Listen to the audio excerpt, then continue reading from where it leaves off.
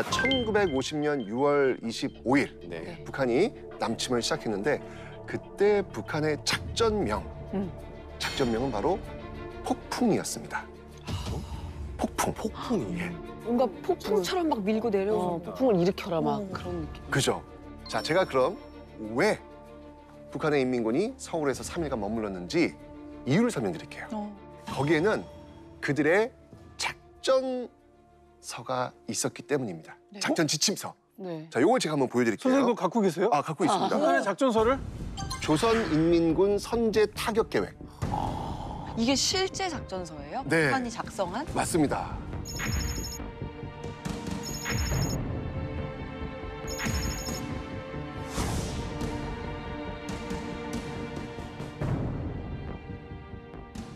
그래서 6월 25일 새벽 4시에 북한은 작전명 폭풍이라는 것을 앞세워가지고 전면적인 남침을 시작하게 됩니다. 이 폭풍이라는 작전 속에서 정말 이 포를 엄청나게 쏩니다. 남쪽으로요. 네. 남쪽으로 쏘면서 그 연기가 장난 아닐 거 아니에요. 그 포연이 쫙 거치면서 나타난 괴물이 있었죠. 뭐가 있었어? 이건 정말 설마 우리로서는 감당하기 어려운 그거 아닐까요? 우리한테는 괴물. 그게 뭘까요? 뭐야? 장갑차? 비슷했습니다. 탱크. 탱크였습니다. 탱크. 네네네네.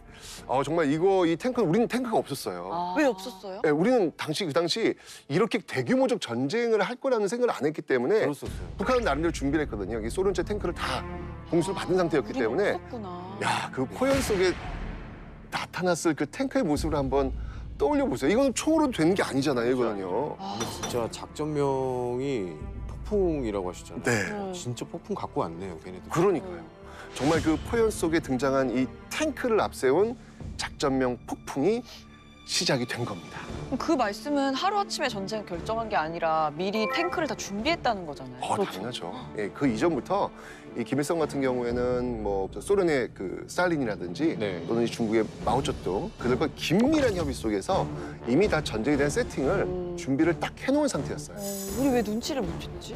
그러니까 전쟁이라고 하는 것은 딱 터지면 수도를 일단 장악하는 것 이게 제일 중요하거든요. 수도를 장악한다는 의미는 뭐냐면 일단 목줄을 딱 잡는다는 거예요.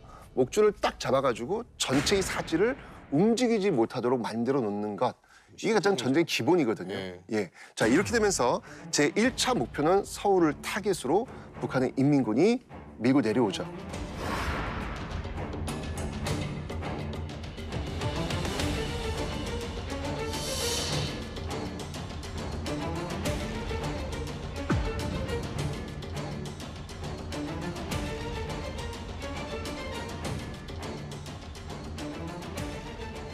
근데 이때가 언제였냐면 무슨 요일이었는지 요일은 어떻게 모르고 일요일 그 이거 당시 우리는 배웠는데. 그러니까 이렇게 그래요? 책에서 본 것 같은데. 휴일이었어, 휴일. 토요일에서 일요일 일일 낮? 넘어가는 날일까? 지금 우리는 주 5일째니까 토요일이 쉬는 날이지만 그렇군요. 그때는 주 6일째요. 그러면 일요일에서 월요일. 왜냐면 토요일에 일하고 완전 꿀잠 자고 있을 때. 그렇죠. 일요일 새벽. 그래서 일요일 날 전쟁이 개시된 거예요. 최악이다. 다 쉬고 있는데. 우린 거지. 심지어 새벽에. 결과고 준비하는 사람도 있을 거고. 6월이니까 이 당시에 군인들이 많이 외박을 나가 있는 상태예요. 왜냐면 농사를 지어야 되는 그 시기이기도 하니까. 그 방학도 있지 않아요? 학교랑 막 가족들 다. 그치, 가을 앞두고 여름에 엄청 농사 열심히 질 때니까. 그렇죠. 그래서 그 시기를 딱 노린 정확하게. 거구나. 와 진짜 못해 쳐. 그러니까 군인들도 지금 좀 쉬고 있는 상태고 외박 많이 나간 상태에서 일요일 날 전면적인 남침이 시작되니까 초반에 이게 어떤 모습이 그려질지 그림이 좀 보이시죠? 폭풍처럼 내려왔겠다. 맞습니다. 진짜 작전명 너무 방심했겠다. 그래서 이제 군 수뇌부도 이 당시에 좀 많이 빠져있는 어떤 그런 상태였기 때문에 이래저래 지금 우리 국군이 이 북한의 이 폭풍 작전을 막아낼 수 있는 어떤 그런 시간적 여유가 많지 않은 그런 상태였습니다. 근데 당시에 제가 듣기로는 사람들이 바로 눈치를 못 챘다고 들었거든요. 그때 당시에 교전 같은 게 많았어서. 네, 맞아요. 이게 사실 뭐 그 이전부터 38선을 중심으로 해서 크고 작은 어떤 교전이 있긴 있었거든요. 그래서 뭐 사실 이것도 뭐 그거의 뭐 연장선상 아니겠어?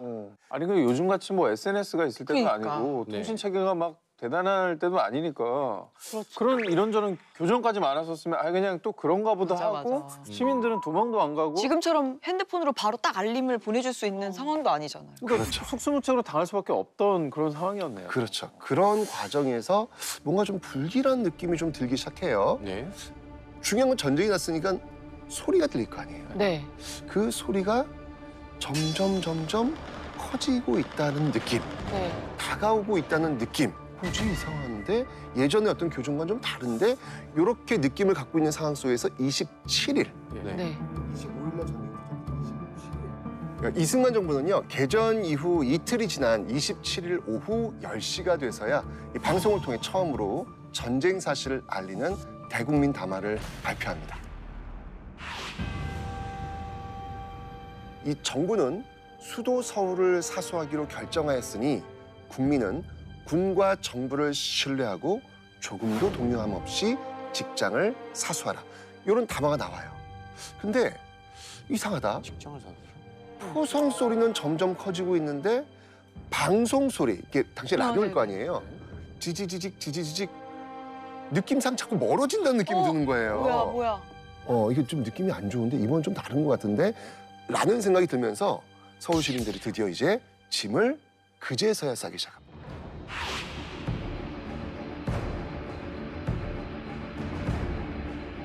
그러니까 이제 그 담화 자체는 그냥 서울에서 동요하지 말고 직장 다니면서 있어라. 거기 있어라 그러는데 네. 시민들은 뭔가 좀 불안한 거죠.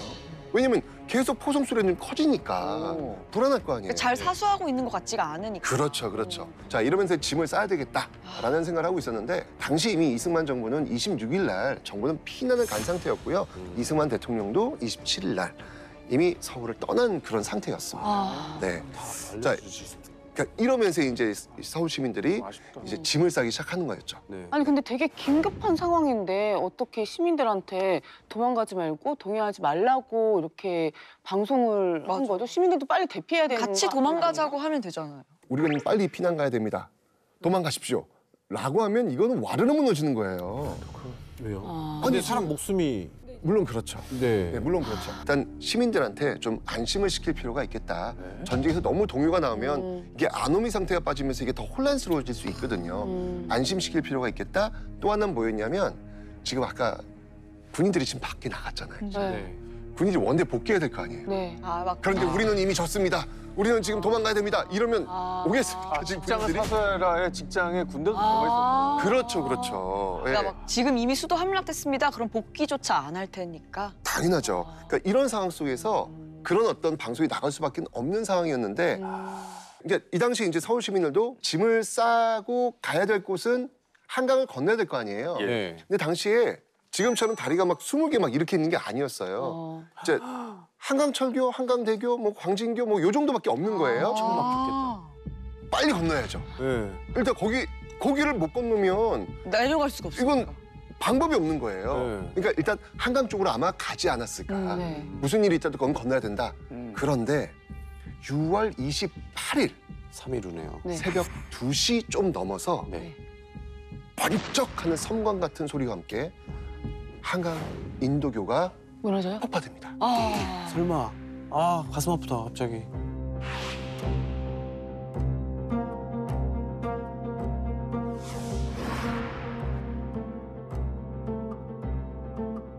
그게 북한이 터뜨린 게 아닌 거죠. 아 진짜요? 그렇죠. 우리 국군이 한강 인도교를 끊어버린 거예요. 왜냐하면 그때 이제 이 군인들의 어떤 그 첩보망이 뭐가 들어왔냐면 인민군 탱크가 서울에 진입했다라고 하는 첩보가 들어온 거예요. 그 탱크를 못 건너게 하려고. 당연하죠. 이게 끊어야 되는 건 맞는데 이 명령이 우왕좌왕하면서 너무 일찍 끊어버려요. 그러니까요. 그러니까 끊어야 했던 건 맞지만 네. 여전히 건너지 못한 국민들이 되게 많았던 맞아요. 거죠. 실제로 북한 인민군이 용산 근처에 탱크가 들어온 시점은 6월 28일 저녁 밤 10시쯤 됐거든요. 8시간. 꽤 늦은 시간이었어요. 그러니까 첩보가 잘못됐네. 예. 그러면은 눈 깜짝할 사이에 전쟁 발발하고 3일이 지나면서 한강다리까지 폭발이 된 거면 맞습니다. 북한군은 이제 그냥 거의 서울을 휘어잡는 상황이었던 거죠. 그렇죠. 국군이 한강다리를 끊었다는 얘기 뭐냐면 한강 이북 쪽은 포기했다는 얘기랑 마찬가지예요. 그러네. 예. 그러네요. 그 신호를 준 거예요. 이쯤이면 뭐 그냥 야 우리 차지했다. 서울 뭐 그냥 바로 점령이다. 나오면서 밀고 내려갈 수 있는 그런 상황이 된 거죠. 자, 이렇게 되면서 지금 당시 그 북한군은요 보병 5개 사단하고 350대 그 전차 탱크를 네. 몰고 내려오고 있는 어떤 그런 상황이었거든요. 350대? 그렇죠. 탱크 350. 우리 한 대도 없었는데?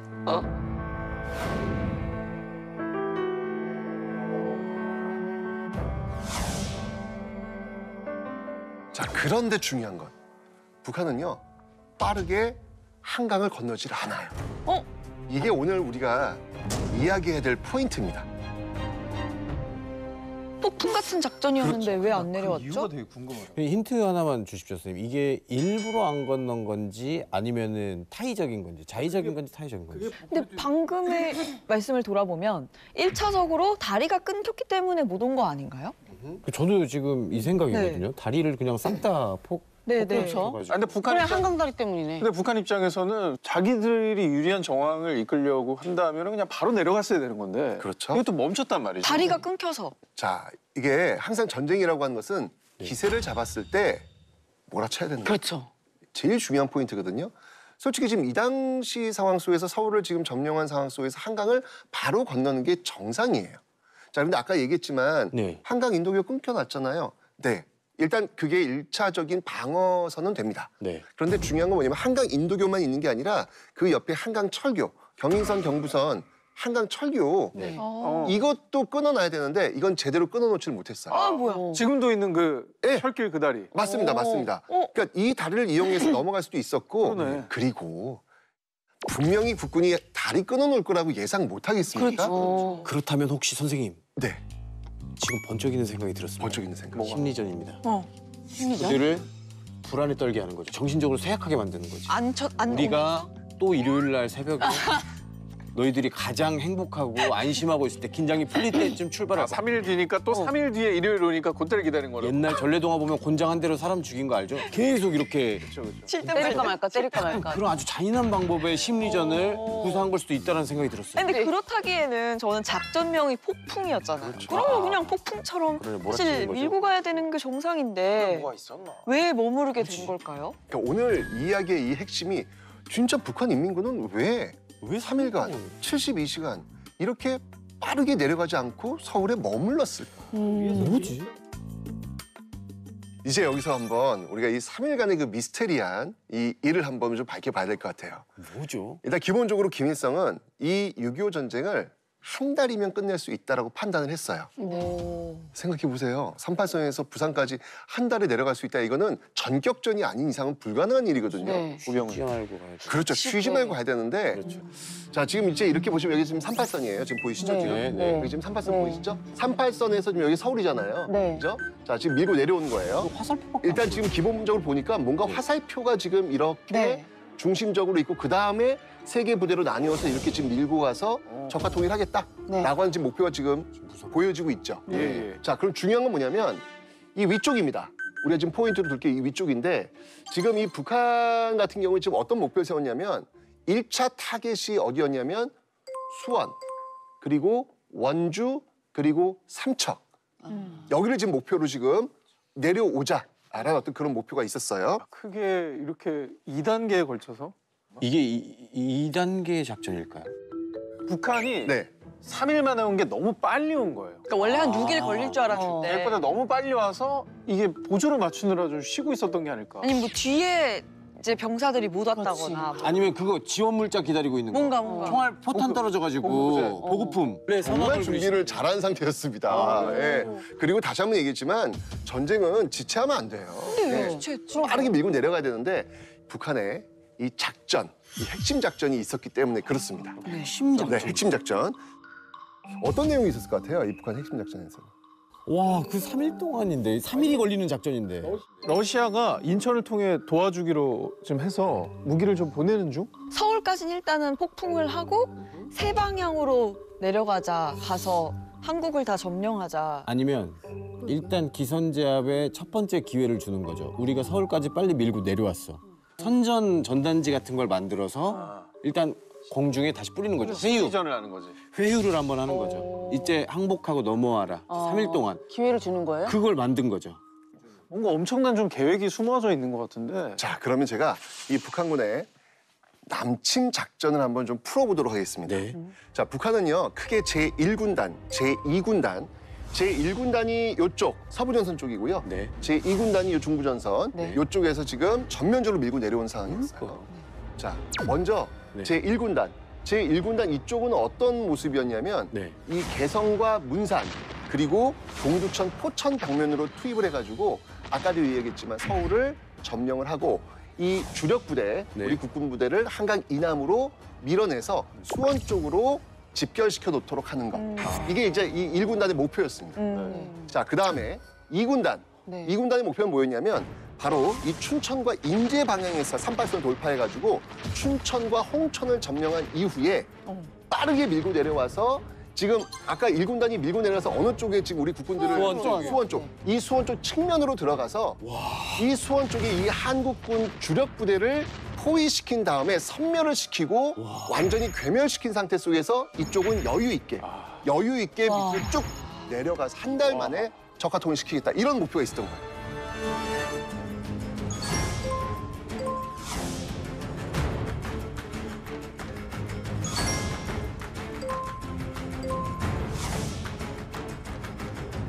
이거 군인들을 한 곳으로 몰아넣는 작전이었나요? 그러니까 결국은 수원에 우리 군을 다 몰아넣고 섬멸한 다음에 전국을 제압하겠다고 생각했던 그 작전이었어요. 나중에 이제 이 전쟁이 딱 끝나고 나서 북한의 김일성이 정말 이 춘천 전투에서 우리가 패했던 것. 이게 적화 통일을 못한 가장 큰 뼈아픈 아픔이었다. 와. 춘천이 이렇게 그러게요. 라는 이야기를 하거든요. 특히 이제 이 전투의 과정 속에서 네. 아까도 얘기했지만 일단 이제 김종호 대령을 중심으로 한 육사단이 준비를 일단 하고 있었잖아요. 그때 이 북한군을 38선으로 다시 밀고 올라간 최초의 그 전투였거든요. 이 춘천 전투가요. 북한이 얼마나 놀랐으면 다시 38선으로 올라갔겠어요. 그러니까. 이때 이 군인들뿐만 아니라 이 학생들이 그 진지 구축하는 데도 도움을 많이 줬고요. 그다음에 이 탄약고가 노출되었을 때도 그 탄약고에 있는 그 무기들 또 이 총알들 있잖아요. 이런 것들을 옮기는 데도 왜냐면 탄약고 같은 경우는 타깃이 될 수밖에 없거든요. 굉장히 위험한 곳이거든요. 그런데도 또 이 학생들이 동원되어가지고 또 지켜낸 어떤 그런 역할도 보였고. 근데 선생님 너무 슬픈 게 지금 네. 생각해보니까 그 포화 속으로라는 영화가 학도병들의 이야기거든요. 맞습니다. 다 돌아가셨어요. 다 돌아가셨어요. 기억나요. 차성원 씨가 북한군이었는데 못 들어왔어요. 그 학도병들이 버티고 있어서 학교에서 막 버티고 있고 그래서 못 들어왔다는 내용이 있거든요. 전체적인 줄거리가. 그 지역 주민들이 또 주먹밥 만들어가지고 또 이렇게 군인들한테 제공하는 모습들 보였고 누가 그러더라고요. 이 6.25 전쟁 때 이 춘천 전투는 제2의 행주대첩이었다. 라는 표현을 할 정도로 온 국민이 그냥. 예, 정말 우리가 놓쳐서는 안 되는 그런 전투가 아닐까 하는 그런 생각이 듭니다. 사실 6.25 하면 떠오르는 그 대표적인 작전들 있잖아요. 뭐 네. 동강 사수 작전이나 인천 상륙 작전. 저는 뭐 물론 이것도 중요하지만 이 춘천 전투 이거는 정말 우리가 꼭 기억을 해야 될 것 같아요. 네, 맞습니다. 우리가 6.25 전쟁의 어떤 그 전반적 흐름 속에서 네. 정말 중요했던 이 춘천 전투 그리고 이 춘천 전투에 참여했던 그 군인들 그리고 학생들 그리고 그 주민들 그들을 좀 잊지 않고 기억하는 것 이게 이제 6.25 전쟁 71주년을 맞이하는 그 오늘의 어떤 중요한 날에서 우리 어떤 그 자세가 아닐까라는 생각이 드네요.